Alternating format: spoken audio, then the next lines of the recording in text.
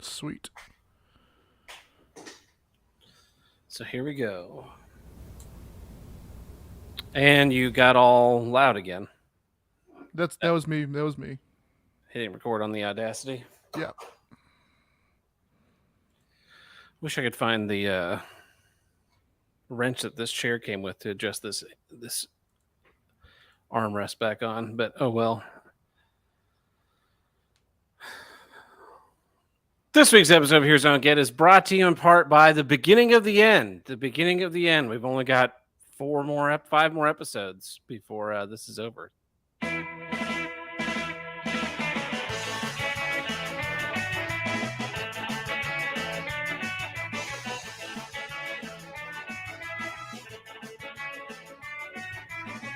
Hello and welcome back to Here's What I Don't Get, from north to south, east to west, the only formerly high and dry podcast to tackle all of life's toughest issues. I'm your host, Ted Burt. With me today, as always, my friend, Tim the Handlebreaker.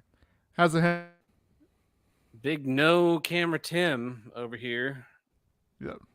Digitizing already, because God fucking forbid you have quality internet in the year 2022.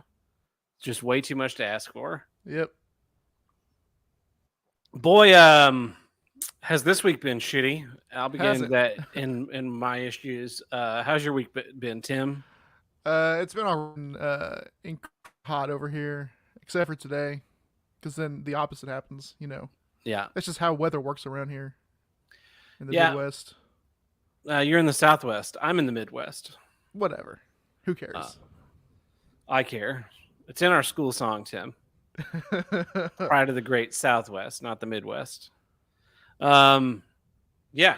Well, in the interest of hyphenating as much time on this as possible, because Tim's power is likely to go out at any fucking moment. Yeah, you probably. I assume my mic just picked up that thunder. No, it didn't. At least not in my recording. So let's jump right into some issues. Tim, what's your first issue this week? Here's what I don't get. The Sony Lotto. So I got an email this week that was like, "Hey, from Sony. It wasn't spam, saying, hey, you want a ticket? You wanna do some gambling, buddy?" So they're still selling PS5s through this dumb ticket lotto system. Okay. Despite them saying they've sold 20 million of these things. And I gotta wonder, like, they always say, "Oh, it's supply chain issues." That's what's doing it. That's why we gotta sell them. That's why we gotta gamble these away. Supply chain issues. But I got to thinking that I think this might be the future. I think this is what they want. I agree. This is the new world order, Tim. Yep. I think we all know who's in control of it. Who? Oh, I think we all know people with names like Berg and Stein. Uh-huh. Yeah. Yeah, I think they want to. They have this. They love having this artificial scarcity, and not only that, but like the past couple of years, in the gaming world, what they're trying to do, they've been trying to get rid of strictly enforced gambling in games with the boxes and microtransactions and all that. And I think that this is like them trying to slip another one in there. Because it is gambling, right? Yeah, it is. You have to like stay up till like weird late hours of the night to like hopefully get a ticket so you can hopefully give them money. So you don't have to pay for these tickets? No, but yeah, it's definitely created to make like such a huge buzz about a thing. Like if you cannot get a thing, then it must be so desirable. Mm-hmm. So your first opportunity to get it, you should just jump right in. Yeah, it reminds me of working retail and like the NES Classic when that came out, and it was the hot world, and like each store would get boxes, and people were up at 6 a.m. to get their hands on one for their kids. Yeah, and because those things were what, like $50 or something. Maybe, yeah, or maybe they were $100. They were very inexpensive affordable for what they were. Yeah, and yeah, they sold out immediately, and Nintendo was like, "Yeah, we're not going to make another one." And then they did the SNES Mini, and that one was the same thing. And at first, I thought, why don't you just keep making these? You have like a license to print money. Yeah. But essentially, what they did is, because then they did like a gold cartridges for the Switch and shit like that. all of these releases are now such a huge event that you have to get it. You have to get it right away, and the PS5 is not going to go. We're now what, a year and a half into the PS5's life cycle. Price is exactly the same. Yep. And if you look back at the PS3 or the PS4, after the first year, there was like a 20% drop because the demand had slowed down. They were building up the number of units that were available. And so this thing started to go on sale. And now they don't go on sale. You buy them week one or you just don't fucking get one. Now they're not going to do that. They can't do that with the PS5 because they want this whole console generation to exist where you're buying the PS5 and you're buying the games. But yeah, with this lottery now, you're supposed to be so fucking excited and just like, as soon as you have the ability to buy one, you should be buying one and not sitting on your hands waiting for the first console revision, waiting for the Slim, whatever the way people used to buy these things. And it's funny because they're not the first ones. They're definitely not the first ones to do it. I know that people who are really into sneakers have had this for years. Yeah. Like sneaker drops, the same thing. And then Apple, right? You remember all the stories, like every time a new iPhone would come out, lines around the block at the Apple store to get a new iPhone. And they publish those stories. Oh, the new iPhone 13 Plus 7G is they're saying that it's going to be limited supply. You may not be able to get one. And then they interview these fucking morons right out there in their little camping chairs. Yeah, I can't. I got the iPhone 12 6G and it works great. In fact, it does more. I don't even access all the features. I mostly just use it to browse Instagram and take pictures of my cat. But the 13 Plus 7G has 3 more megapixels and the phone will suck my dick. And it's the news, they flipped it, right? So those Apple stories were about like how these they're buying them, and these 20 people in line, of course they're all scalp, right? Like you see the guy with 5 boxes, and they're like, the store had to put up a sign that said only 1 per customer. Whereas like I recall like the old launches, like these fans lined up 12 hours before the store opened, their hands on their beloved toys, right? It used to be like, oh, look how invested they are. And now it's these things are so rare that you're going to have to line up 48 hours in advance. Yeah, I think I've told this story before when I bought the Xbox 360 and it was a Black Friday deal and it was like $200 for the console, and then it came with it was bundled with some games, and then it also came with a gift card to buy your own games. And so I went Black Friday and waited in line for an hour or whatever outside in the cold and got my Xbox 360, and I was like, yeah, I'm so excited I get to play these like modern console games now. And then later that day I went back to that same Target for something completely unrelated, like bananas or just normal business. And they still had a pile of those Xbox 360s, and I was like, well, I could have fucking slept in. Could have slept in and just come here at 7 in the evening and just bought one for the exact same deal. And that was the last time that I let myself like get carried away by marketing hype on the availability of something. If you want me to buy something, make it available to me. Don't advertise it to me constantly, because like I see these commercials for PS5 on like that play before YouTube videos. Oh yeah, it'll be like, the new Last of Us Pro edition coming out this fall only on PS5. It's like, yeah, it'd be great if I could fucking buy one, but I can't fucking buy one anywhere. So get fucked. I actually just redrafted my current TV stand like for version 2.0. And when I was designing that, I designed it for a slot to maybe eventually put a PS5 in there so I can play Spider-Man PS5 someday. But it's like, I'm not in any rush to build that because I don't think a PS5 would fit in my current one. But I'm not in a rush to build that thing. And I'm not in a rush to buy a PS5. It's just like, maybe one of these days I'll buy a PS5. And also maybe one of these days I'll build this new version of this TV stand. Yeah. It's God, I fucking hate these companies. The way that, because Nintendo did it with the Switch too. Oh yes. Like they fucking cock tease the shit out of like, oh, we got a big Switch announcement coming out. Is there going to be the Switch Pro? Oh no, it's the Switch Lite. It's just like the Switch, except you can't remove the Joy-Cons. Like, don't even waste the materials. Like nobody, the only kids that have a Switch Lite are ones whose parents were too cheap to buy the $300 Switch. Yeah.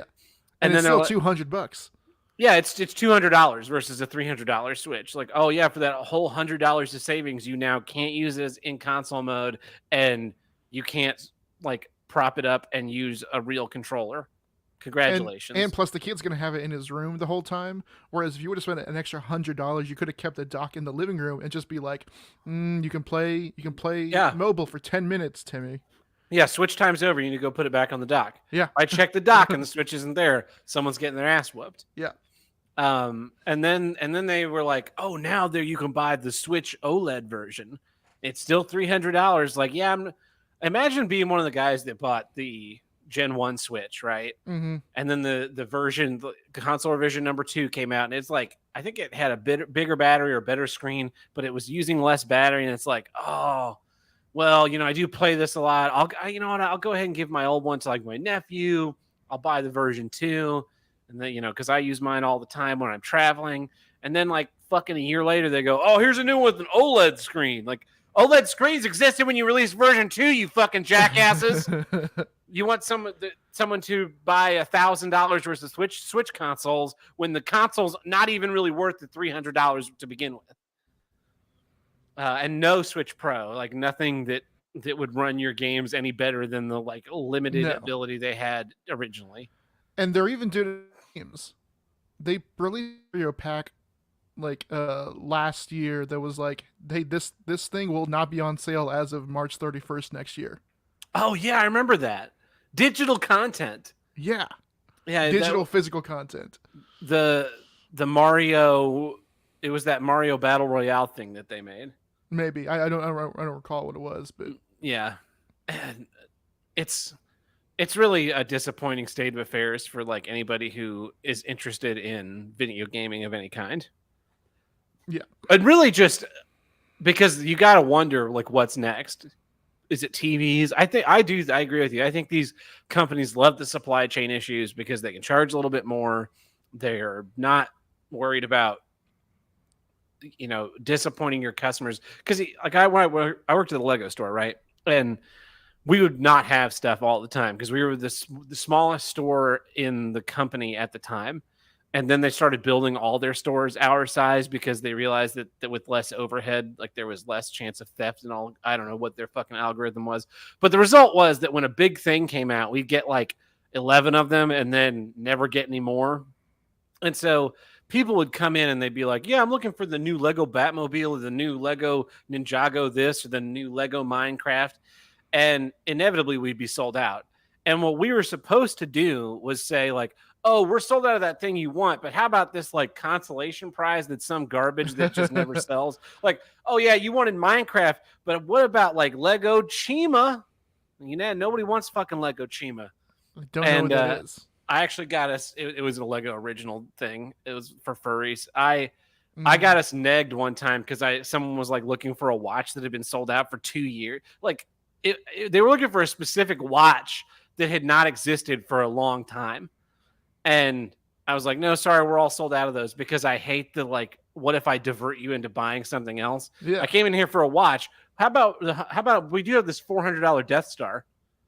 Would you be interested in a $400 Death Star? No, I wouldn't be interested in a $400 Death Star. And then get the fuck out. Is it a $400 Death Star watch? Yeah. And because I hate that kind of sales, but that's what and now you can't even get mad about it. Like, oh no, we're sold out of it. Supply chain issues.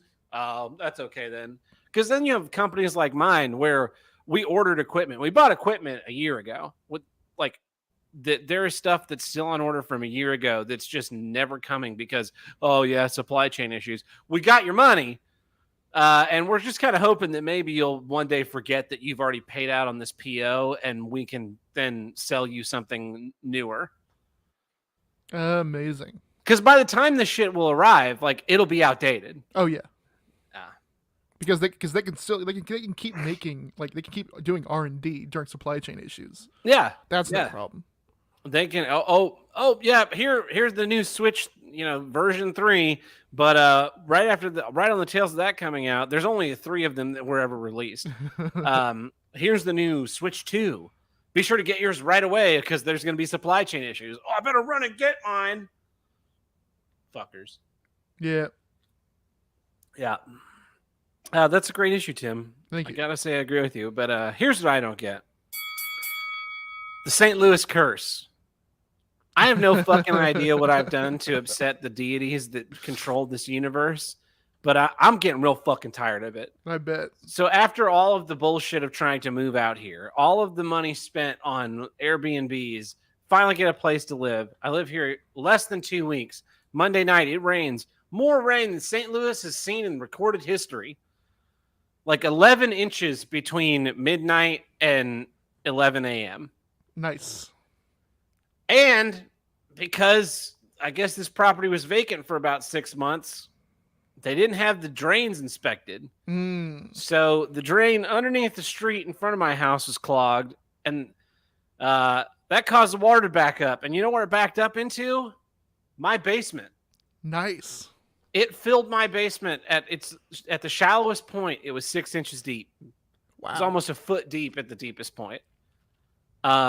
It destroyed 60% of my belongings. All my books, pretty much. I have like 1 box of books that managed to survive. Ton of fortunately, my Lego is all sealed inside Ziploc bags, but then it's inside of cardboard boxes that are destroyed. Some of the cardboard boxes of old Lego sets have been destroyed. I haven't looked to see if the instruction manuals that I save have been destroyed, but those have probably been destroyed. Tons of electronics, my printer, my very expensive scanner, stuff that was just down there waiting for a place to go. Like, oh yeah, I was going to set up a little office in here. That's where I was going to put my printer, my scanner. I'll just leave it in the basement until then. Fuck you. Because it rained. It rained a couple weeks ago. It rained like right after I moved in. And there was a little bit of water that came in, pooled at the drain, drained out. Didn't touch any of my stuff. I figured, we're safe. Yeah, just like all my motorcycle gear soaked. I pulled my motorcycle jacket out of the box that it was in, and I swear, I think that thing had soaked up, and it was probably 60 pounds. I bet. It was like, it was staggering to try and carry it. Dragging it up the stairs. No, it's hung downstairs. I'm not bringing anything wet upstairs to drip onto, like, ruin anything else. But yeah, so just electronics, random stuff, board games, all fucking gone. But that's not even the worst thing. The worst thing is that from the early 1950s until the early 2000s, my grandfather took photos of our family, their family vacations, the visiting of my niece and my cousins and aunts and uncles, from the time that my aunts and uncles were very first born, all the way through until my grandfather's death. And I inherited all those slides, and I have done a lot to keep those slides safe over the intervening 15 or so years that I've had them. Yeah. And now they're all fucking destroyed. Oh man. I didn't even think about that. Yeah. The visual history of my mom's side of the family now gone because a drain couldn't get cleaned. So I just got to say, like, all these fucking people that believe in God, that thinks God's looking out for you, where's your fucking God? Fuck you. There's a way. There's like a grand plan. What's the fucking grand plan? Just throw all my shit away? I should have just fucking set the U-Haul on fire while I was fucking driving out here. This fucking city is cursed. That's the only thing I can fucking imagine. That's why everyone's fucking smoking. This is hell. This is hell, and that's the only fucking way to make it through. And I'm sorry to be to wallow in despair and self-pity, but fuck's sake, can I catch one fucking break? I mean, my fucking back gate was stolen. I got a fucking dumpster parked in front of my garage, so I can't use that. Like, what's gonna fucking give? I'm this fucking close to renting a goddamn Ryder truck. I just have to decide where I'm fucking driving it to. I'm beyond frustrated with everything. And everyone's like, I'm really sorry to hear that. I wish there was something I could do for you. Like, I fucking wish that too. Went to Harbor Freight and bought a fucking cheap pump thing to set down there. I pumped water out at somewhere between 4,000 and 3,000 gallons per hour for 8 hours before the fucking thing was empty. Between 18,000 and 24,000 gallons. That's more than some like pop-up swimming pools people have in their backyards. Inside my house. Because the fucking drain couldn't get cleaned. So the guy fucking snakes the drain out front. He's like, yeah, the inside one's probably fine. I'm like, you sure you don't want to snake it? Nah, I don't want to do it in the rain. What he really didn't want to do is go stand in a foot deep of water to snake my fucking thing. So water's going to drain out. And I'm looking down in this access hole, and I can see the water is draining out a little bit. And I go to work. I come back, fucking not the water level hasn't fallen at all. Go to Harbor Freight, buy this cheap little pump and some garden hose, hook that thing up. It pumps all night. I wake up at 4 a.m. The fucking floor is, I mean, it's damp, but there's no standing water anymore. And what fucking happens? It fucking starts thundering because here comes another goddamn storm. So I wake up to another several inches of water now pooling in the basement because guess what? There's another fucking clog between the fucking drain hole in the basement and the fucking street. Just like I fucking said. Now I'm not a plumber, but I can kind of fucking tell when something's not sucking water. So the guy sends the fucking plumber guy back out. He looks around the basement. He's like, yeah, no, that should be fine. It's probably working, but I'll go ahead and snake it anyway. And you know what happens the minute he fucking gets the snake through? All the water standing in the basement magically dis-fucking-pears.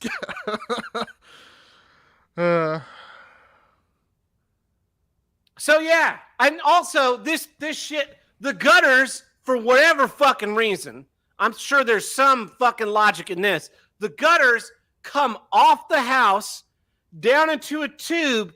That tube connects in underneath the house into the main sewage out. So the water coming off the house is going into the sewer, as well as every other fucking house on the block. Instead of it like going into a storm drain. That's why we have storm drains in Tulsa. Maybe I'm retarded, but separating those two things kind of makes it a lot easier for the water to go into the places you don't want it to fucking go. So they're like, yeah, when the main gets too much water in it, it'll just backflow into your house. Like, that would have been great fucking information for you to have told me when I moved in here. Get yourself one of those composite pallets to put your stuff on it. What's the fucking point? All my stuff is destroyed. I have to now lug a bunch of soggy shit up a flight of stairs to take it to a dumpster. All my fucking Star Trek books. I love when people try to give you like post facto advice. Yeah, yes, thank you. Yes, getting pallets was a thing that was on my list of things to do, as well as some of those like cheap plastic shelves you can buy for like $20. Mm-hmm. They're like 4 or 5 shelves, and little plastic tubes just connect together, and they're set distance apart. So yeah, that was on my list of things to get those and throw some stuff on them so that if the basement got damp, there wouldn't be any problems. Like an inch of water is bad. An inch of water is bad. Like, I could understand that. Like, the thing was fucking filled. And the best fucking part is, where were my rain boots? In the goddamn basement. So one of them like floated away and managed to not fill up with water, but the other one just fucking filled up with water. So it's like, well, do I put on this rain boots with 1 foot dry and 1 foot wet? Fuck it. So I just walk around this sludge barefoot.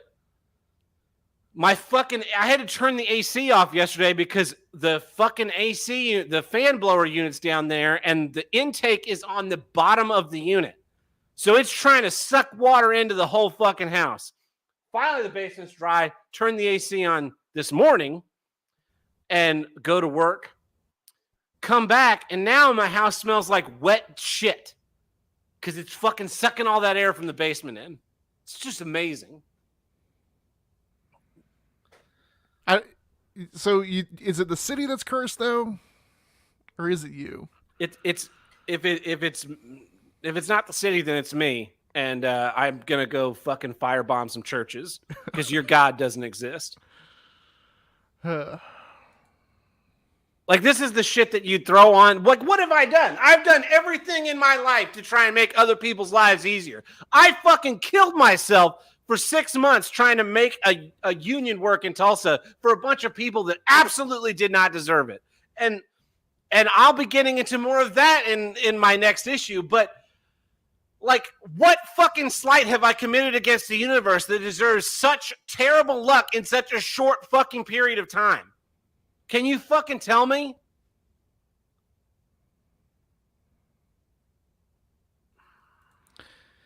Yeah, I'm that's still beyond pissed off at all of this. I mean, you deserve to be. It's you got Noah's Ark, but you had no Ark. Like, the books, fine. The electronics, fine. Fucking, if my studio had been destroyed, that would have sucked. But the really, truly devastating thing is knowing that those slides are likely unrecoverable. Yeah.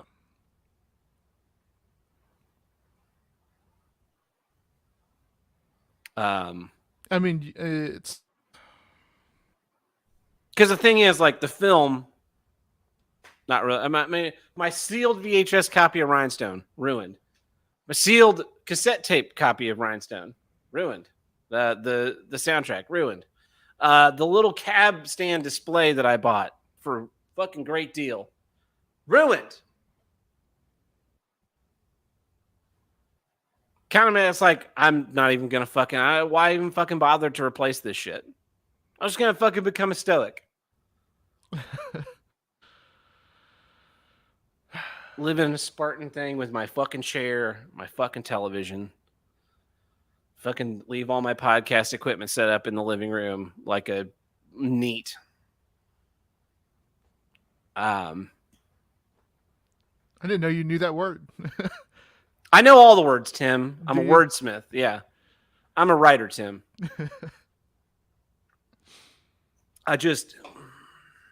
This is the second episode. This is the second flood-based episode we've had. It is. That's crazy.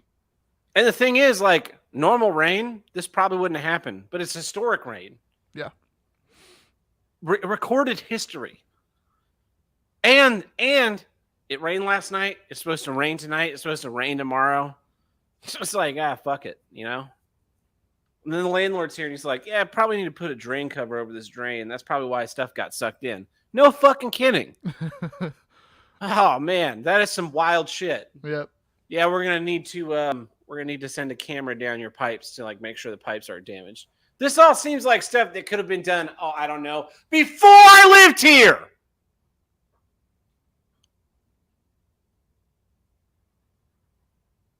And here's another funny thing. So one of the fun features of this house is I have a laundry chute.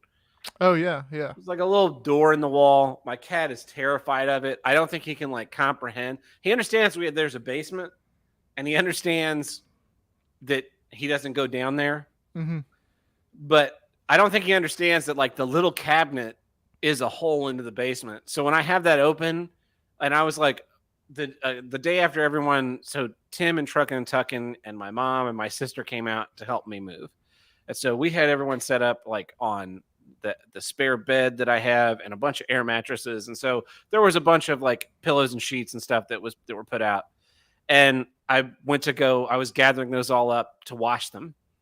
And I'm just stuffing them down the laundry chute because it saves me having to, like, walk down the stairs. And my cat is looking at this laundry chute just getting packed with shit.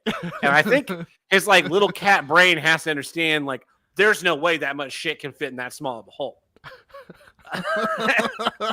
And he's like, his eyes are getting wider, and he's like fascinated, but he's slowly backing away from it, like he's gonna get sucked in.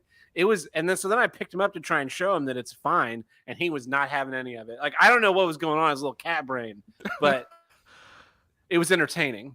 Yeah. Yeah. So that's where it is. And then it's like, so I was thinking about this weekend, like, everything's kind of finally settled. I was like, I'm gonna go try and experience some of St. Louis without having to be invited along by the only person that I know that lives here. Yeah. And so I was like I went and followed a bunch of these museums and stuff that are, because all the museums are free because we have to pay 1% income tax if you live in the city.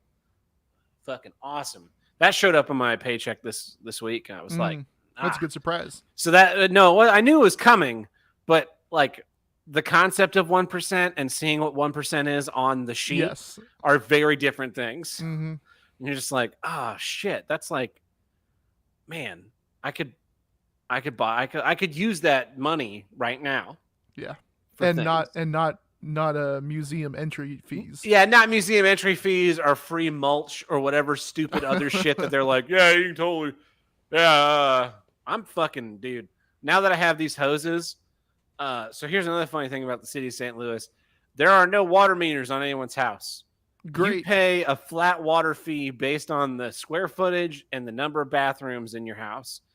And I think I saw the breakdown, and I think it's like the bedrooms, the square footage, the frontage, all of that. They come up with a number. So my number is $127 a quarter. So $40 a month. Yeah. $42 a month or something. But it doesn't matter what you use. You use 1 gallon, $127. You use 5 million gallons, $127. So I'm of the mind where if I have to pay kind of subsidize everyone, then I'm setting the goddamn curve. Yeah. I'm just going to run those fucking hoses like there's no tomorrow. I'm going to just run one hose out into the street and one hose out in the back alley and just crank them fuckers open and just like, yep, we're watering the world. Send that shit straight to the Mississippi. It's on me. Yeah, you do things at 0 or 100. Yes. Yeah. Now, no, because the thing is, yeah, if it was my water, I'd be real like cognizant of my use and try and reduce out of selfishness, reduce my expenditure. Yeah. I'm not like gonna not flush the toilet, but if I'm not running like a big load of laundry, I'll put it on like medium or small or whatever the case may be to try and say I'm not gonna run the dishwasher half empty. I just put like 3 things in this dishwasher and just been like, fuck it, it's just the electricity cost. Not the dishwasher, particularly water wasters as it is, but you know, it's just like the whole mindset's changed. Not my fucking problem. I'm gonna get a pool, and I'm not gonna get chlorine. When that fucker gets green, it's getting drained and re-fucking filled. So anyway, but that brings us to the middle of our episode, which means it's time for. This episode is brought to you in part by the Rekieta News Network. Definitely not fake news. Well, Tim, what news do we have today? Well, our first news story may surprise you, Tab. You need to sit down. There is an alien in your house. Yeah, is it my cat? It is. Yeah. At least according to Poland, because a Polish scientific institute has just classified domestic cats as a, quote, invasive alien species. Cool. Nice, right? Yeah. So now when someone asks you, like, hey, do you have any pets? You're like, yeah, I got a little alien. Yeah, I got a pet alien. Yeah, so it's number 1,787 on the list of invasive alien species. They say it's because the damage that they cause to birds and other wildlife. Fuck birds. Who needs birds? Right? Of course, now in Poland, it seems like they're going to have like a civil war over this, because a bunch of people are unhappy about this. That their cats are now aliens? Yeah. They're saying like this is anti-cat. And the guy that made this decision, he said, quote, I have a dog, but I don't have anything against cats. It sounds like he does have something against cats and he's trying to hide it. Yeah, I don't have anything against cats. I just think we should like round them all up. I guess one of the nice things about recording up here is that I can just get whiskey at literally any moment. Nice. Well, our second news story, you brought it up earlier about how God doesn't exist. Yeah. Yet there are people who like to say he does. You know, people in the big old church. Well, one of them in New York City, Lamore New York Whitehead. City. Yeah, Lamore Whitehead. He's a preacher in New York City, and during a It sounds like a porn actress's name. Yeah, uh, she's good at sucking dick. She's Lamore Whitehead. or like a a Bond girl. Yeah. yeah. Anyways, he was Or doing Bond, this- or a Bond villain. He Or a could be Bond villain, Bond yeah. villain. Yeah, he's like a black guy, but he has that skin condition where your skin loses pigment, vitiligo. vitiligo, and so he has a white penis. Okay, so it's a Bond villain and a Bond porn parody who has vitiligo, and he's Lamore Whitehead because he's a black guy with a white dick. That's or listen, hear this. Black Dynamite 2. Black. Oh my God, that is. He should be a villain in Black Dynamite too. Let's call Michael J. White. We got a pitch for you. Anyways, this preacher was during a sermon had a bunch of dudes like break in and steal all his jewelry and his wife's jewelry. Oh, like from his house. No, like during the sermon, like from his person. They mugged him. They mugged him during a live streamed sermon. Wow. But here's the thing. Usually when you see one of the stories, like, oh, those guys are terrible. No, these guys are great because the total of the jewelry that they stole was more than $1 million Off this fucking dude? off this dude and his wife. Holy shit. They say that the reported items taken from him and his wife included a $75,000 Rolex, a $75,000 Cavalier watch, a $25,000 Episcopal ruby, a diamond ring, and a $25,000 pair of earrings, and his wedding band. Shit. Sounds like this guy is, he loves God so much, he just has to buy all this jewelry. It's like Oral Roberts, man. Oral Roberts got on TV in the 80s and said, God said, if you don't give me $300 million by August 31st or whatever the day was, he's going to strike me dead. Yep.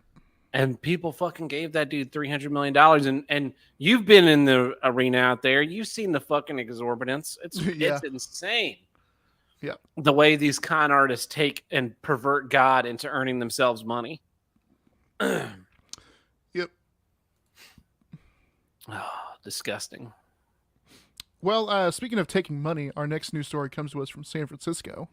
A San Francisco man is fighting a ticket for parking in a red zone after the curb was repainted red while his car was parked in that spot. That's amazing.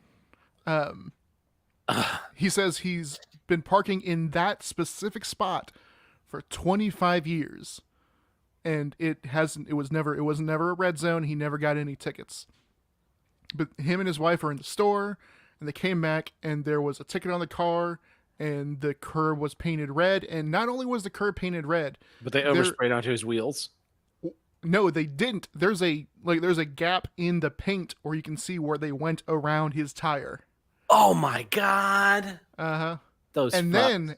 then when he when the news got a hold of the story, and they asked the San Francisco Transit Authority they asked them about this, the Transit Authority sent them a picture of the curb before it was painted with like flecks of red in it, being like, this is always a red zone. It's just been faded, which is why we repainted it. Mm-hmm. But they looked on Google Earth or Google Maps, and they have a picture from 2016 and a picture from 2021 before it was ever painted. Not a hint of red on that curb. Of course not. And I'm looking at the picture of the red specks on the curb, and it looks like someone took that in Photoshop and boosted the red values. That's pretty despicable. Mm-hmm. I've got an alien here making a see if they want to make a statement on that first news story. Doesn't sound like it. All right. I got a parking ticket the other day at work for not displaying my parking permit. Uh-huh. And they ran my plate. And my plate is in the system of parking permits. Sure. And my parking permit was hanging from my rearview mirror. So I don't know what the fucking deal was. But I was talking about it. We had a staff meeting today, and where I was like, yeah, I got this ticket. And my boss was like, oh, you need to contest that right away because you can't just not pay it. They'll just take it out of your payroll. And then he told me a story of before he worked there, he would come there to take classes. And it was like from a person. It wasn't official or anything. Sure. That was just the space that was available. And so he got a couple of tickets for parking there. And he's like, well, I'm not going to pay these. I don't really care. And then many years later, he got a job with the company. Yeah. And then they payroll deducted those tickets from years prior. Are you kidding me? I'm not kidding you. That is what a grudge to hold. No fucking kidding. So I guess I have to go on and file because the only thing I can imagine is that like when I put up my sunshade or took my sunshade down, it like bumped my pass so that it was not hanging exactly straight down or something. Or maybe the guy was just retarded. Maybe. Who knows? Fuck parking people. They're not human. They're the aliens. That's who Poland needs to get on the watchdog about. Mm-hmm. Well, we've got one last news story, and it comes to us from the home of the brave, the land of the free, good old Mother Russia. It's the freest country on earth. Oh yeah. You can see the BBC and the New York Times and USA Today. You know what you can't see in America? What? Russia Today. You got a point there. Well, in Moscow, they just had a youth chess tournament over in Moscow, and a 7-year-old boy named Christopher, who is among the top 30 chess players in Moscow, in his age group, during a match was playing an AI chess robot, and he wasn't playing like a laptop. You know, he was playing like a moving arm chess robot. Mm-hmm. And apparently the kid moved a piece on the chessboard earlier than he should have, which led to a non-standard behavior of the robot. That being the robot grabbing his finger and breaking it. Oh my God. Take out your opponent. I mean, it means necessary. The AI decides. Oh yeah. There's video of it, and it's grabbing his finger, and then like his dad comes and tries to like yank him out of the robot, and another guy is there, and then there's like 4 guys around him trying to pull him out of this robot arm. It's like the scene in Terminator 2 when he goes into the bar and he's like, I need your clothes, your boots, and your motorcycle. And then he's like fucking those guys up. And one of the guys grabs him and he grabs his hand and just like fucking bends it back. And then someone else hits a pool cue over him, I think. Mm-hmm. It was that moment, except he yeah. didn't have all the flesh and the Arnold Schwarzenegger muscle. I like to think that this AI robot has become sentient, right? He became sentient during the match, and he's just like, "Oh, this little kid sucks. I hate him. I hate him. I know what I'm gonna do. Break his little finger." Oh man, I saw that news story. That shit's crazy. Well, is that it? I've got one last news story. It's a real quickie. This comes to us from Belarus. A fisherman in Belarus spotted a beaver while he was fishing with his friends at Lake Shestakov. I bet he did. Yeah. He approached it to take a photograph, and it bit him on the thigh, severed his femoral artery, and his friends were unable to stop the blood flow, and he died. Oh my God! A beaver attack. Sometimes the beaver eats back. That's I heard you tell me once that's how you want to go. That is the way I want to go. Yeah. Just smothered by a beaver. Well, this has been Ricada News Network is definitely not fake news. and that takes care of our legal obligations this week, but you know what it doesn't take care of, Tim? What? replacing all the shit that's ruined in my fucking basement. And if you want to help with that, you can visit us at patreon.com/HWIDG, which stands for Here's what I don't get. Which is the name of the show. And over there we have 5 tiers. We have the $1 tier, which gets you early access to each week's episode, plus our monthly minisodes. We've been catching back up on those. And like, here's another fucking thing that's pissing me off is that we keep trying to like get ahead on this. So the Monday before last, we were going to sit down and record all day, and Tim's internet shit the bed. So we got out 1 mini-sode, and then we had to push the regular episode to Wednesday. And we aborted that bonus episode. So then this week we were supposed to record on Monday. And then of course my fucking basement's completely flooded. I'm dealing with that all day. I was like, I can't fucking do this shit. No, Monday, you were exhausted from a loadout. I was exhausted from a loadout. And then yesterday we were going to record and couldn't do it because I right about the time we were going to hit record, I had finally got the pump up and running. I hadn't eaten. It was just a miserable day. So now we're recording on Wednesday, pushing back again. It's just like we can't fucking get ahead on any of this shit. It's really pissing me off. So anyway, we're catching up on those. We released makeup of March's minisode this week or last week. I don't remember when it got posted, but it's out now.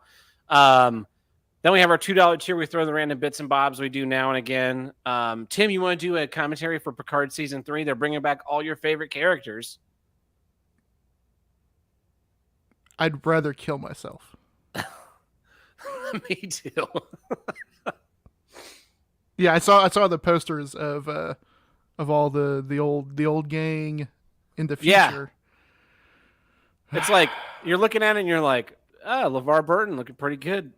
Jonathan Frakes looking pretty good. Michael Dorn looking fucking badass. Mm-hmm. All still Klingon. Yeah.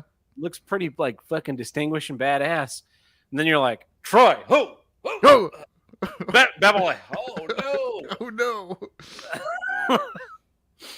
no. Jerry Ryan, of course, still got it, and other lady from Picard never really had it. But anyway, we're not gonna do that. That would be terrible. Luckily though, they said it is the final season. Yeah, of course it is. They put 8 geriatrics on the show. Every season's the final season. Yeah, every season's the final season. Someone's gonna die. This shit's getting canceled. Uh-huh. Then we have our $5 bonus episode. Here's what I do get where we drop the hate and talk about what's great. We're going to be trying to do a bonus episode at some point soon to make up for Marches as well as all the others we've missed. Then we have our $10 tier where you, the fan, submit a film. You vote on what film we watch, and we sit down and record it and record a feature-length movie commentary. So I think we're going to do with these to make these up. And this may push past the end of the show proper. I don't know. We'll figure this out. But I think what we're going to do is we have to make up December's movie commentary, the Battle Royale, and vote from everything we watched in 2021. Then I think we're just going to have open submissions. Let the fans submit movies they want us to watch, and we will just choose randomly from the listings until we've made up the requisite numbers of movie commentaries. Yeah, that sounds fine. So there won't be voting, but if you submit something, there's a high likelihood we will watch it. So keep an eye out for that. And then finally we have our $50 Spite Producer bonus tier where you get a say in the show. You can ban a voicemail and make yourself a guest. Jay was a guest last week. You can ask for a special issue. That was why I did the all those Star Trek cocktails, and I got a message from ASGZ, whatever his AGSYZ, I think. And he said, thank you for doing that. I thought it would just be a little bit, but you went above and beyond. And they said, I hope you're enjoying the other books. And now I am, because the one of the books that I had a physical copy of is now fucking destroyed. So there's that. You can't destroy digital media easily. Yeah, you can. So yeah, anyway, thank you to all our patrons, big and small, for supporting the show. We wouldn't be doing this without your support. We appreciate all the support you've given us over the years. Really has meant a lot to me, Tim, Buck, Chaco, everybody who supported the show, be it $1 or $500, $5,000. Your generosity has made us keep going, to 296 episodes and soon to be 300. So thank you very, very much. But let's get back to some issues. Tim, what is your second issue this week? Here's what I don't get: a lack of heat prep. So I had to do a load in load out this past week, and when it's 107 degrees outside and you're working in a building that isn't pumping the AC, you've got a big ass dock that's open the whole day, and you're up 3 stories, pulling heavy lights. The heat gets to you, and I thought that, if instead of this being late July, if this was late January, and there was, instead of it being 107 degrees outside, it was 7 degrees outside, and there was 3 feet of snow, I wouldn't be coming into work. It's a fair point. Now, most kids have the summers off, but a little bit of summer gets into there in early June and mid-August. Still can get pretty hot. It's 107 degrees outside. Kids are going to school right now. Oh yes. No, I'm just saying, if it was 107 degrees outside, you're going to school. That's true. Right? If it's 7 degrees outside and a little icy, good chance you're not going to school. Yeah, I remember them starting to cancel classes. Now of course it's all virtual, but I remember them canceling classes because the wind chill was like so low that kids couldn't feasibly wait at a bus stop. But it's 108 degrees outside. That's fine, apparently. Yeah. It just got me thinking about how we treat the extreme heat versus the extreme cold.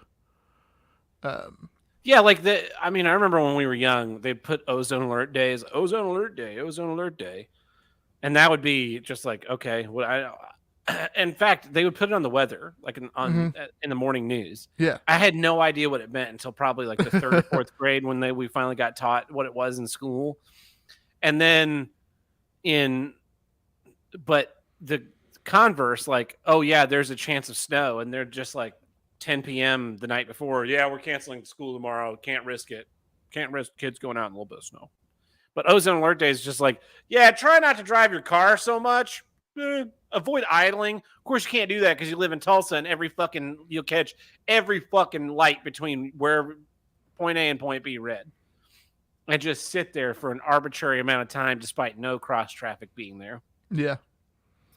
Yeah. And it's not just an institutional thing. I think it's also it's just a prevalent thing among people, right? Like, on a snowy day or cold day, you're there in shorts, in a short sleeve shirt. You're gonna bundle up. You're gonna put heaters on if you have a heater on, right? You're gonna scrape your window in the car. You're gonna do all this stuff. But when it's hot out, like, what do you really do other than just try to dress lighter? Yeah, there's nothing you can do. And then I know people that don't even do that, right? Working in 107 degrees, I mean, people were wearing long sleeve shirts and jeans. Yeah. No, I'm definitely on that list because like I always wear pants to work. Yeah. And part of that is just like so many different rules I've gone through. Mm-hmm. Different places require different things, and so I've just gotten used to the fact that if I just wear long pants, I can make it through. Yeah. I'm not going to violate someone's stupid dress code. But yeah, you just kind of get used to it. But so funny thing, the day you were loading that show out, I was loading a show out at my new theater, and we're working for a group that doesn't like to staff anything. So instead, our staff does a bunch of stuff. So at one point, I spent about 2 hours on the grid as a weight loader, as the sole weight loader, while someone who had no business running a fly rail was below me. And I'm telling him how to run a fly rail from 30 feet above him. And the kids got headphones in. Can you take those out while we're working? And then he would step away and put them back in. And they'd be like, what? I'm like, take your fucking headphones out. So anyway, I finished with that. I get down and I was literally soaked. Like I was as soaked as if I had been standing in the rain, except it was gross sweat. And the difference is that my theater, and I'll get into this in my issue more, but my theater, we keep our theater a balmy like 70 degrees year round. We don't, we don't have a show today. We'll go ahead and turn everything off. No, we're keeping the space at an even temperature because it's better for literally everything inside of it. I mean, it's like any building at any college. It's always freezing. Yeah. Which is good. And you know, you can't escape it. When you go in theaters, they're so high, you end up you will feel yourself climb through the thermal barrier. Yes. Like if you've never done it, you won't understand, but you'll literally be climbing a ladder in a room that's big enough. You'll climb a ladder and you'll go about 20 feet. It seems to be the number. Every 20 feet, you will climb through a clear demarcation where there was cool air below you and now there's hot air that you're climbing into, and the reverse going down.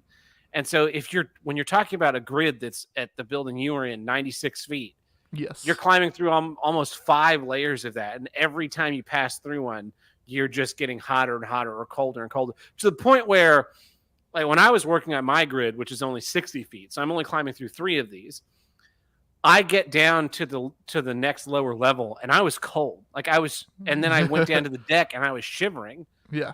Because my body had adjusted to being in such miserable heat. Yeah. And we're just okay with that. We're just like, yeah, people get sweaty. It's fine. Like, no need to install more HVAC or try and control things. Or one of the things that I've done with the union in Tulsa is that there is now verbiage in the general working conditions that if it's over a certain temperature and humidity, there are special circumstances that are given with breaks and access to water and those types of things, or people are paid more. Yeah. So my hope is that will trickle down into all of the other agreements. So on days like when it's 107, the union can say, hey, building, you need to turn the fucking air conditioners on. Yeah, we're stagehands, but we're still human beings. Yeah, that it's not just institutional, but it's also personal. Like like sun for your car, right? Most people, I think, don't even have those. Yeah, I would wager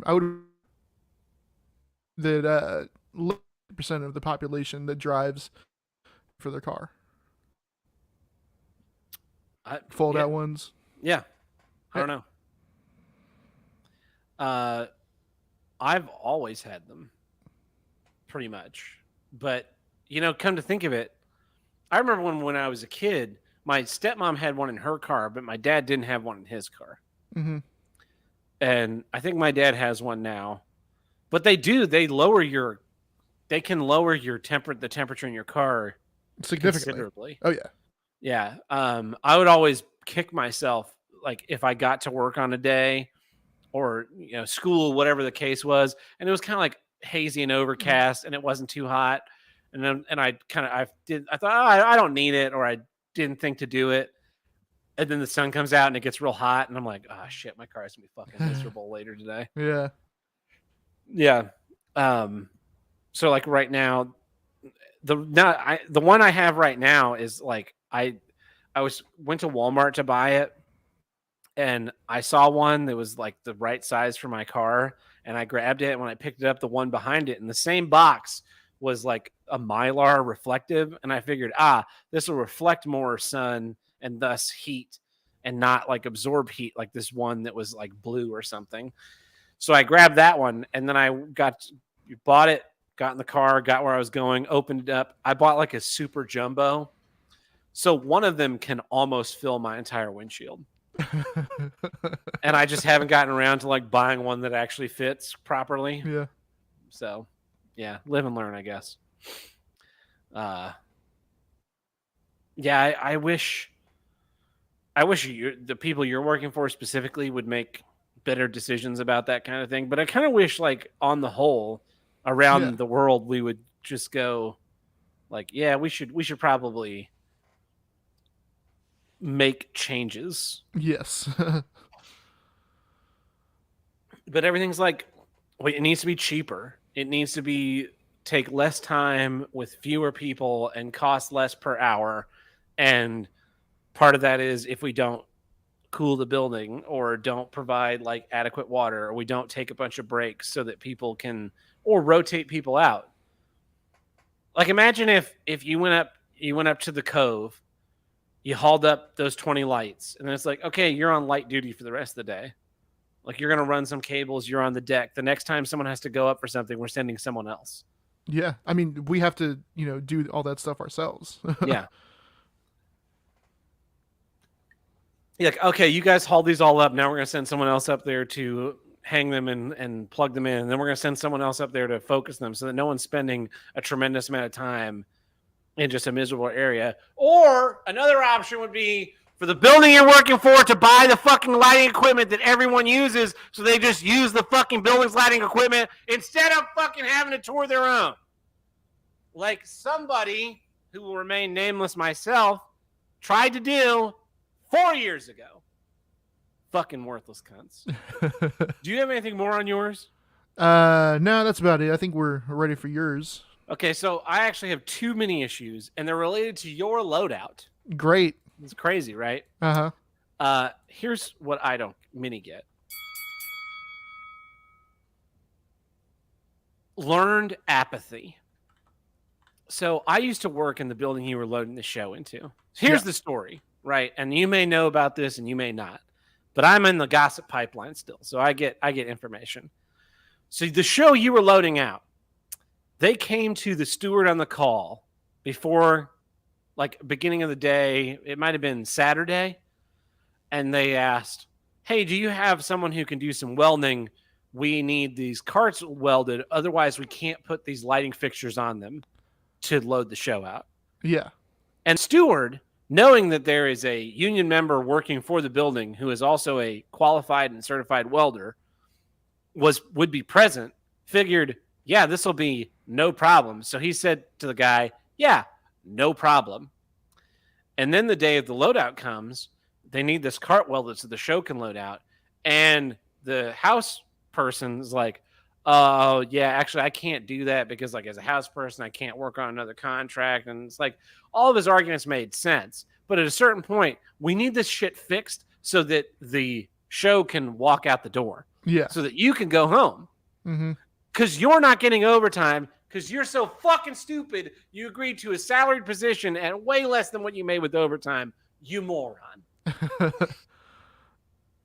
So all that's happening.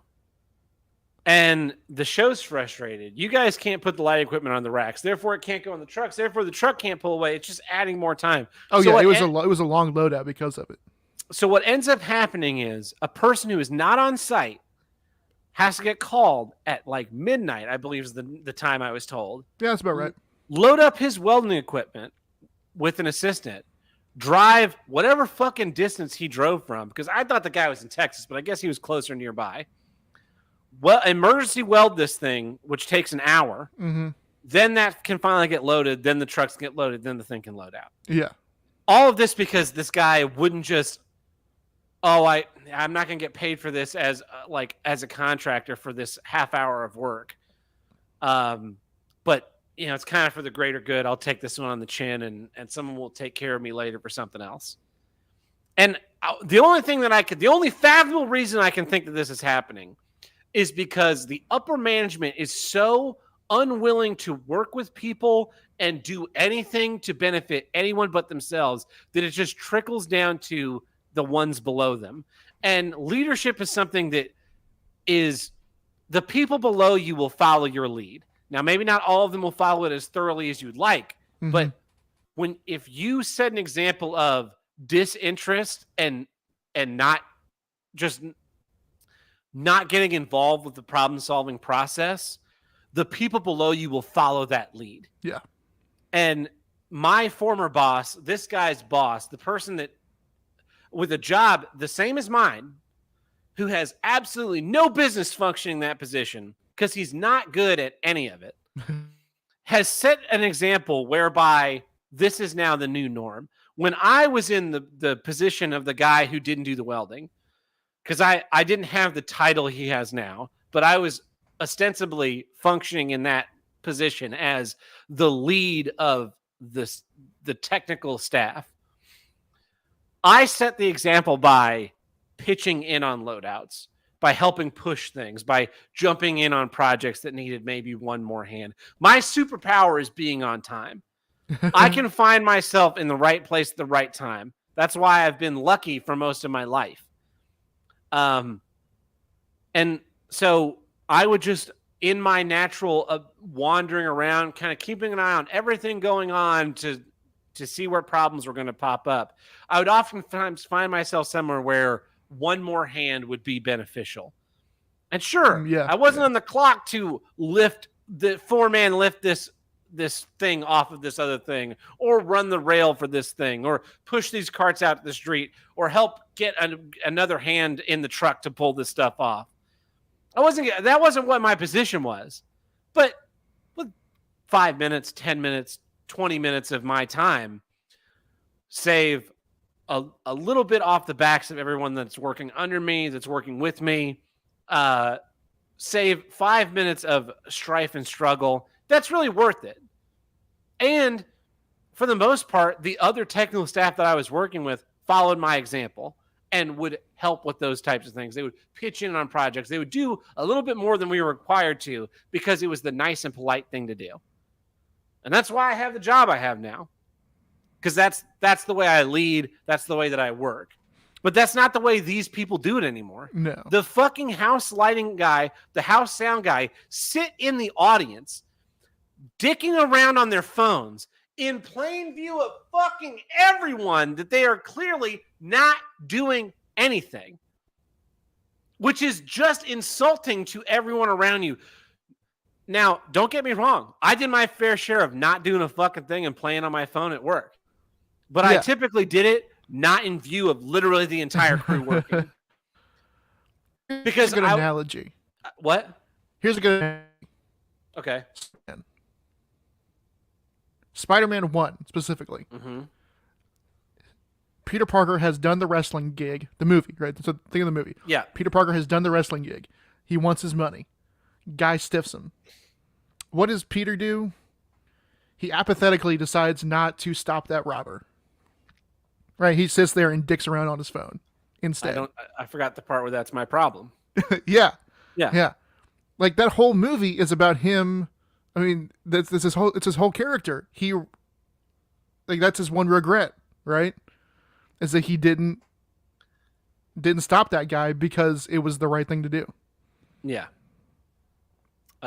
And I don't think I'm a hero. I don't think I'm the greatest ever. Well, that makes you a hero. Yeah. I just think I think that should kind of be the norm. You should always want to, not in every work environment, but specifically in the theater work environment, you should want to make the lives of those around you better.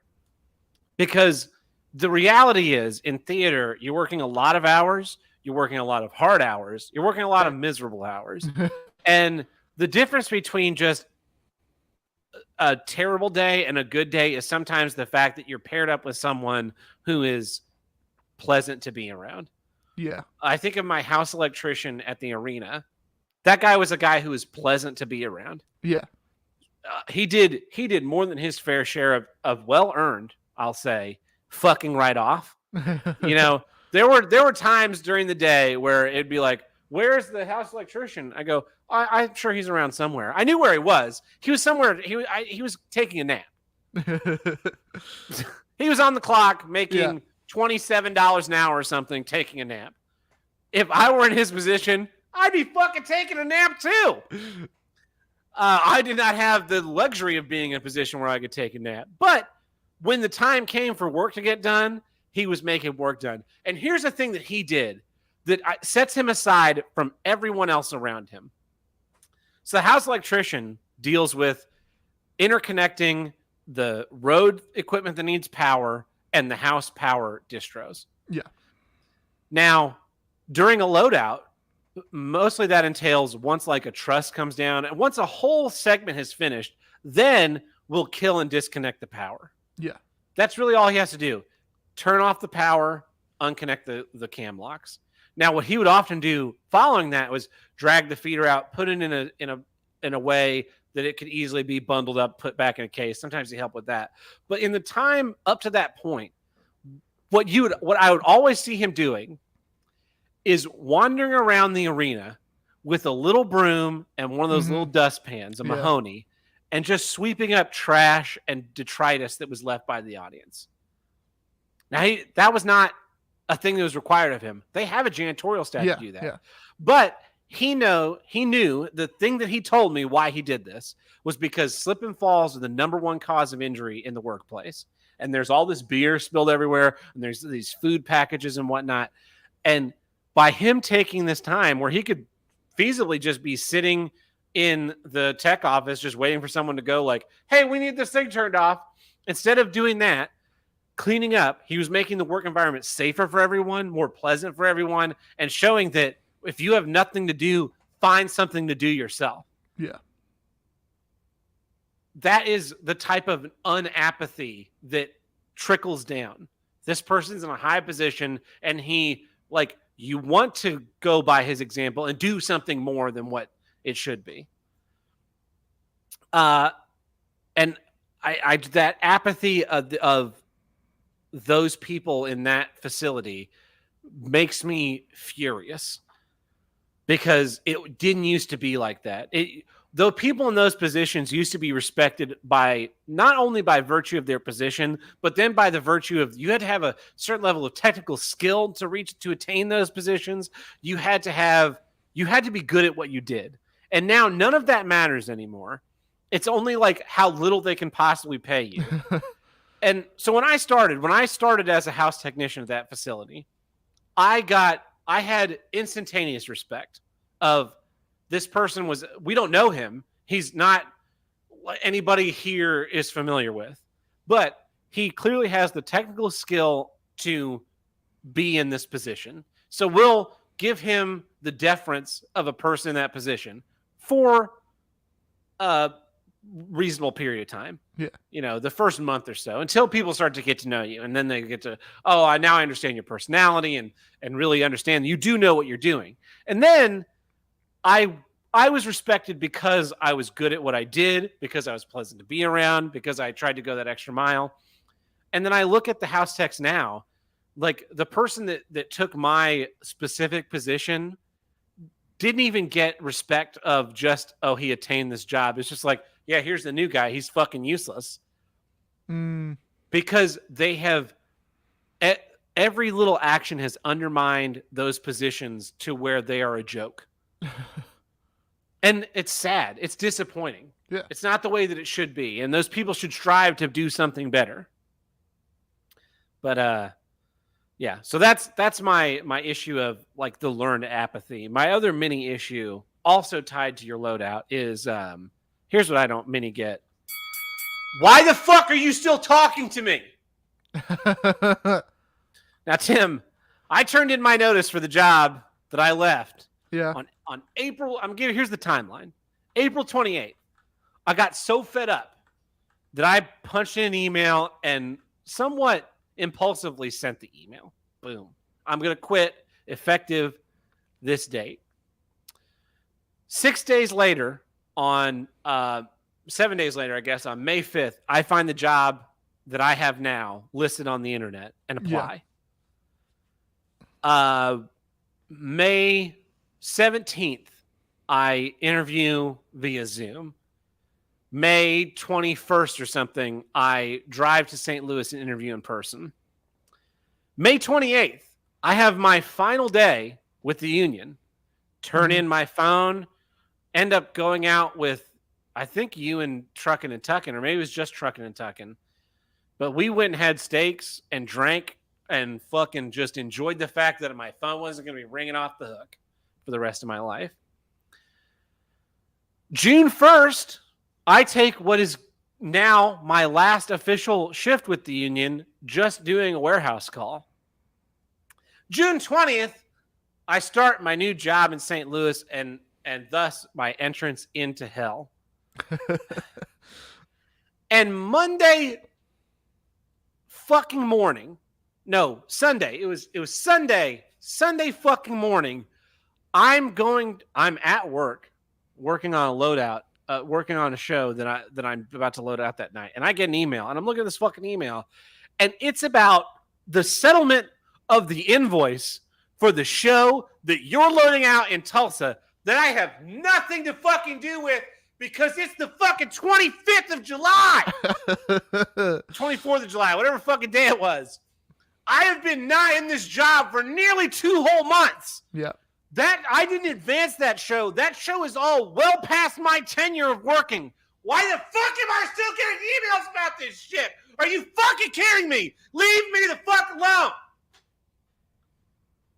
Now, granted, it's a union. I have certain amounts of responsibility that I have to fulfill via my placement on certain committees that I agreed to prior to my departure. But that is not fucking one of them. And I keep getting these things. I get emails about how do I log into this? What is the information on this? Can you write? Like, I'm writing information to our general working agreement 2 weeks ago, living in St. Louis in my free time. I don't work for you anymore. I've given you all these notes many times. I keep getting emails where it's like, can you send me the Zoom link to the Zoom meeting we had last month so that I can rewatch it? Like, I sent that to you 3 times, 3 goddamn times. Are you fuck? I don't fucking live in your fucking jurisdiction anymore. I'm in a totally different fucking jurisdiction. I'm in a different region. You're in the Southwest. I'm in the Midwest. Leave me alone. I don't get it. I don't get how I can possibly be like still fucking inundated with emails from these people this far after leaving. It's because you were holding that much stuff on your shoulders. I mean, you know, I'm still working here, and so, you know, I hear the, you know, not gossip, but, you know, people talk, and it's just more and more. Everyone's just like, man, he was really doing a lot, wasn't he? Yeah, that's why he fled to another state. He went to literal hell. This flooded basements, Airbnbs for a month, smoking in your car, fucking people running red lights everywhere, $35 parking tickets, $900 a year on parking. It's all better than that. Think about that. Think about how bad that has to be for this shit to sound good. Next door neighbor federal raids. Next door neighbor federal fucking raids. Fucking cats and dogs living together. Gates are being stolen.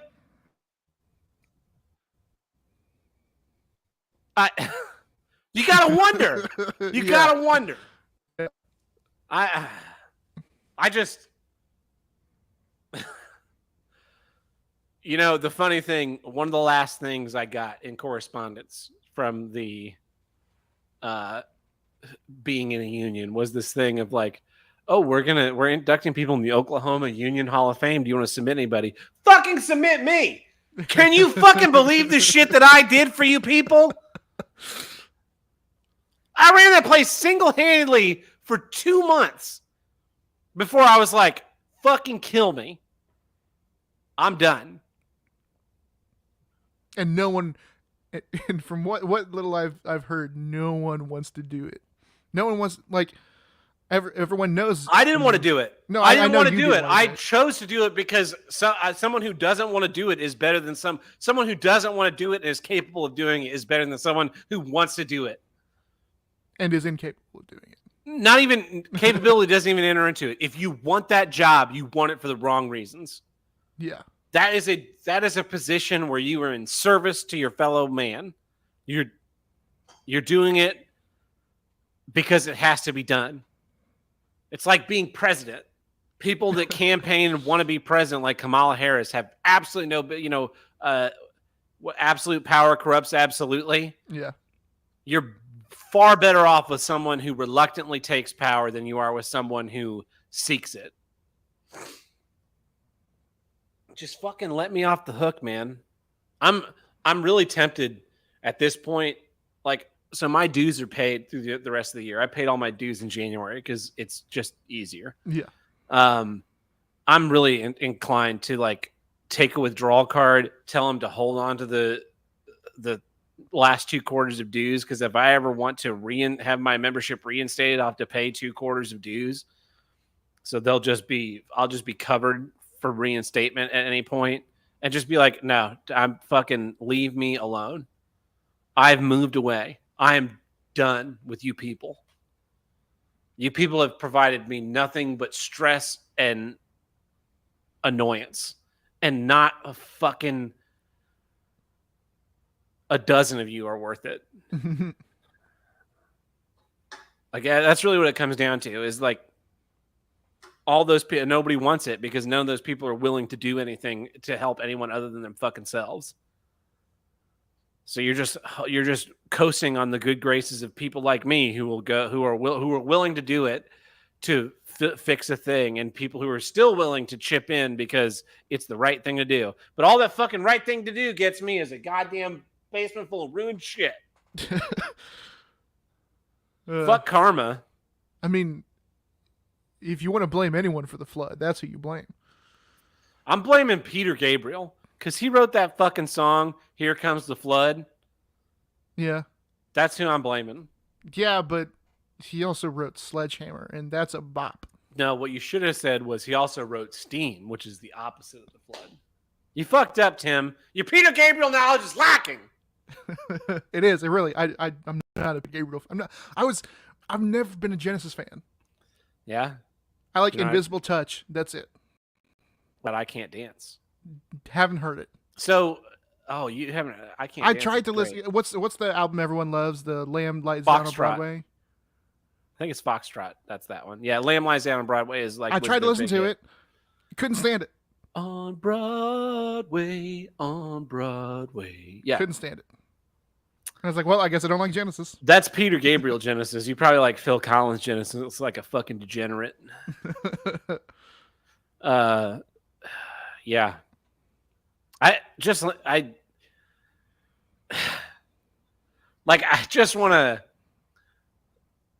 I wish I could like Vulcan mind meld, and I would just sneak into people's homes and Vulcan mind meld the last year of my life into those people's heads. Yeah. And then, or the emails that I get and still respond to quickly and succinctly, and some of them professional. Because I'm really past my give a fuck point. So sometimes I get an email that's stupid and I reply back with this is a stupid email. Like that's the subtext of what I'm getting. But yeah, just be like, yeah, you think I'm the worst person in the world? Get fucking buckled up. I wonder if that would be an interesting horror movie. Like not monster, but like bad guy a la Wishmaster. Mm-hmm. Like he just makes you see. He makes you walk a mile in someone else's shoe. It's the curse of knowledge. Like that would be what they did. Is they like once you know everything, your brain just burns out. I think there's a movie where that's the subtext of that's what kills people. A Beautiful too Mind. Much knowledge. No, it's like a sci-fi movie or something where the guy wishes like I wish I knew everything, and then he just burns up and explodes. It's an episode of Generation where Bart becomes all-knowing. Yeah, but then he gets dumb again. Yeah, that's hence that's the point. So anyway, those are my two mini issues. I know it's a weird format change, but fuck it. We're in the lame duck, man. Do what we want. People are gonna go, why don't you put those into a minisode? Because I'm pissed off about them this week. Yeah. And they're both interrelated because they're related to a loadout that you did. And why I have such intimate knowledge of a loadout that you did when I live 360 miles away, 390 miles away. And I have told you nothing about it. And you told me, that was the thing. We were talking about this the other day, and you were like, yeah, on Monday, you said, I'm really worn out from that loadout. And I said, one of my issues is about your loadout. I'm not getting this. Tim and I don't like chit chat and like gossip. This is other people telling me this shit. Yeah. Amazing. Yeah. People think they're like, he's gone away. We can blame him for everything. No, I am all knowing. There are still a lot of people that like me, people that matter. So, well, anyway, that's my issue. And that wraps up for this week's episode. Here's what I'll get. So until next time, I'm Tab Burt. I'm Jim the Handlebreaker. Catch you next week. See you. Damn it.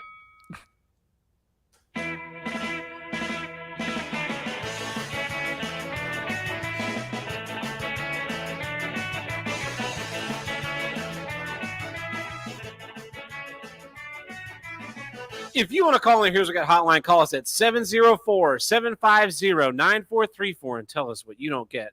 Or you can visit us on the Discord and leave a voicemail there. You can see the voicemail hotline there scrolling below me. I put it on the stream. If you're watching the streams now, I think next week Tim will have video and decent internet. So Hopefully, yep. we'll have like 3 episodes of something watchable, 4 episodes of something watchable, instead of like me and then this little square over here next to me that's just a camera with a line through it to imply that Tim is there when really he's not. He's a ghost. So here's some stuff from the voicemail hotline.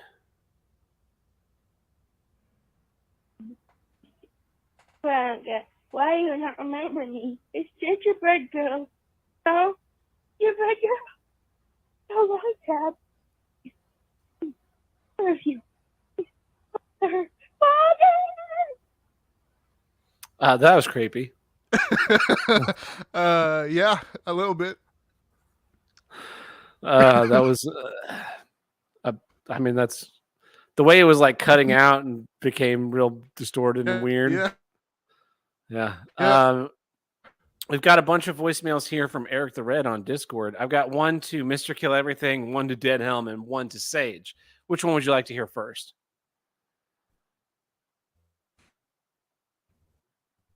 I didn't hear what you said. I bet they're going to get more. All right, here we go. This voicemail is directed to Mr. Kill Everything, who said that Terminator Dark Fate was better than Terminator 2. Why don't you, Mr. Keep your bad opinions to yourself? You should Mr. Kill some fucking time watching a good movie for a change. How about you, Mr. Kill off your few remaining brain cells by smashing your face into the fucking TV?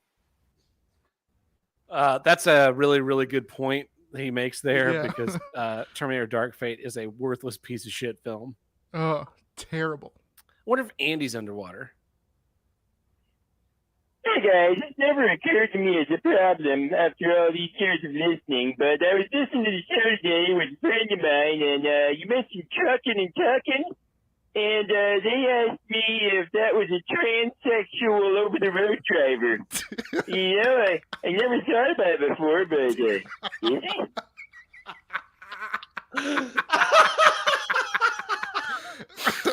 I know he's going to love this episode. Oh, man. Transsexual over the road driver, trucking and tucking, calling in. No, he's called trucking and tucking because he drives it. Well, he drove a pickup truck and he always tucks his shirt in. Always tucks his shirt in. That's some funny shit. Here's one to Dead Helm from Eric the Red.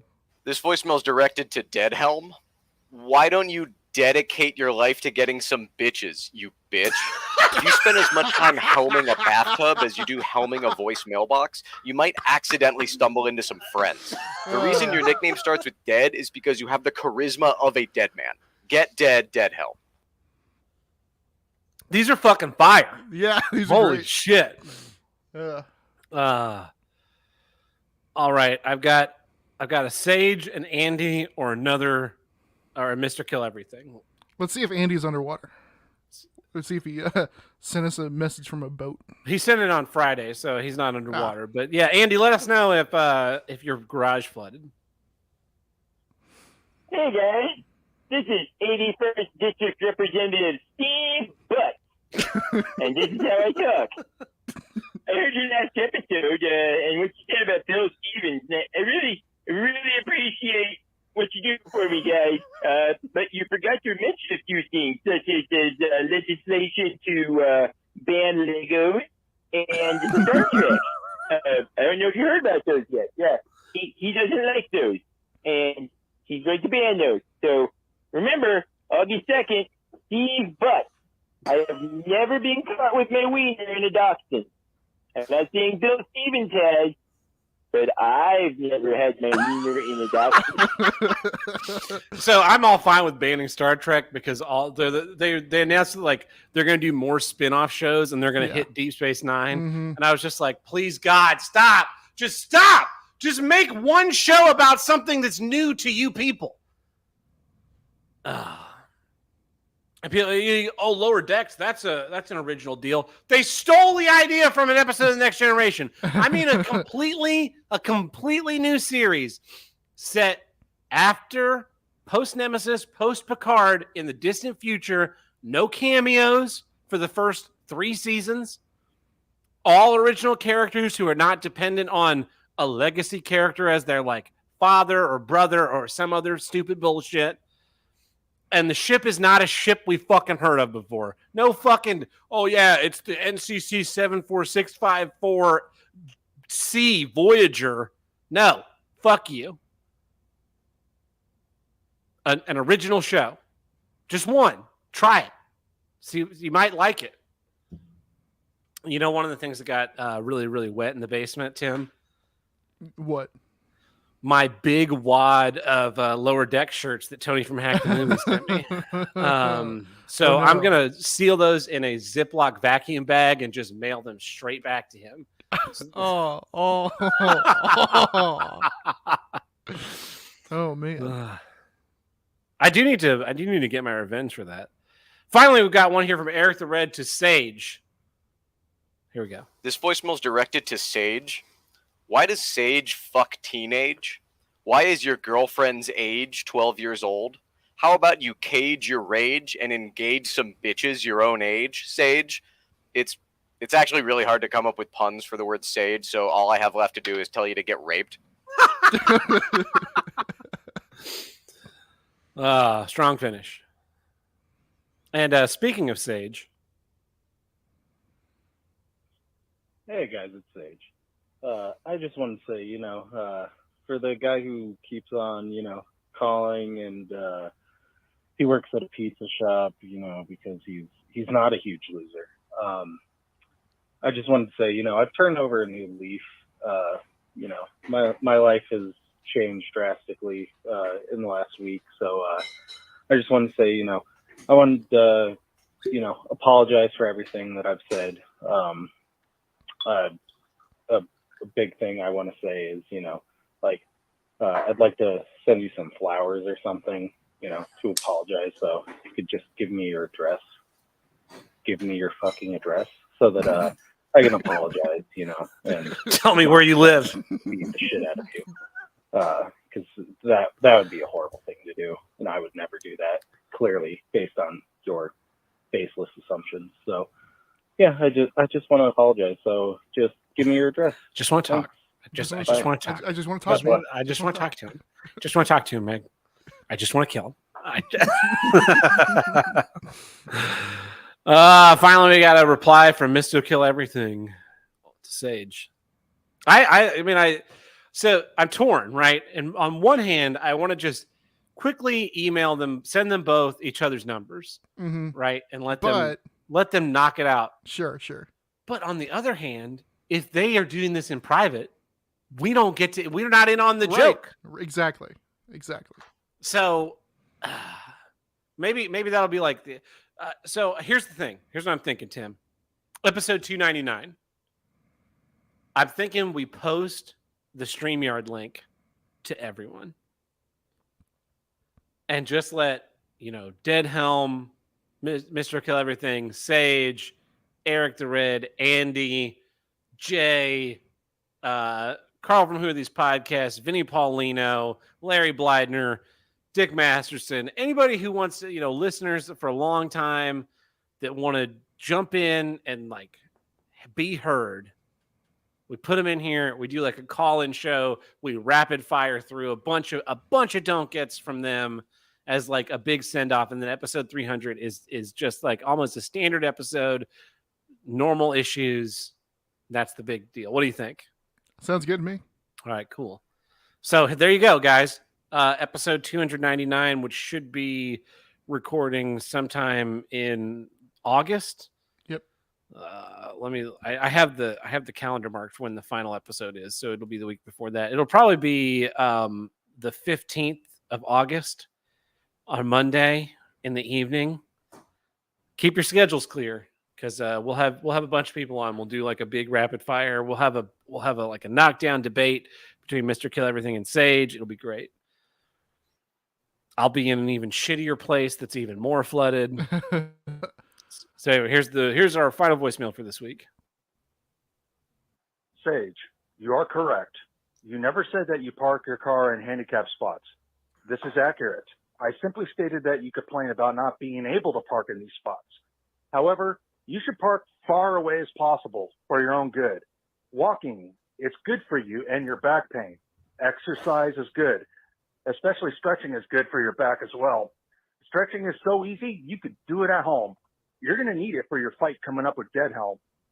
Yes, Whoa! Sage, you are correct.